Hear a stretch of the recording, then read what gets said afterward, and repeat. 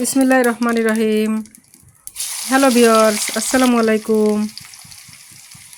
দেখুন আমি রান্না করিতেছি আজকে লাউ আর ডিম দিয়ে রান্না করিতেছি। এর মধ্যে অল্প একটু নারকেল দুধ দেবো, খুবই ভালো লাগবে। আপনারা দেখতে থাকুন। আমি সব কিছু দিলাম, এই যে মরিচ দিলাম, প্রথমে জিরে দিলাম তেলের ভিতরে, তারপরে পেঁয়াজ দিলাম, তারপরে আলু দিলাম, আলুগুলো একটু সিদ্ধ হয়ে গেলে তারপরে দিলাম বাটা গুঁড়ো মশলাগুলো, তারপরে বাটা মশলা দিলাম, তারপরে লাউ দিয়ে দিলাম, লাউটা আগে থেকে সিদ্ধ করে রাখছিলাম দিয়ে দিলাম। এবার ডিমগুলো ভাজে রেডি করে রাখছিলাম সেটাও দেব, তারপর টমেটো দিয়ে দিলাম, আর বাকি নারকেলের দুধটুকু দিয়ে দিলাম। তা আপনারা দেখতে থাকুন ফাইনাল লুক কেমন হয়। আমার সাথে থাকুন, আমাকে শেয়ার দিন, লাইক দিন, ধন্যবাদ।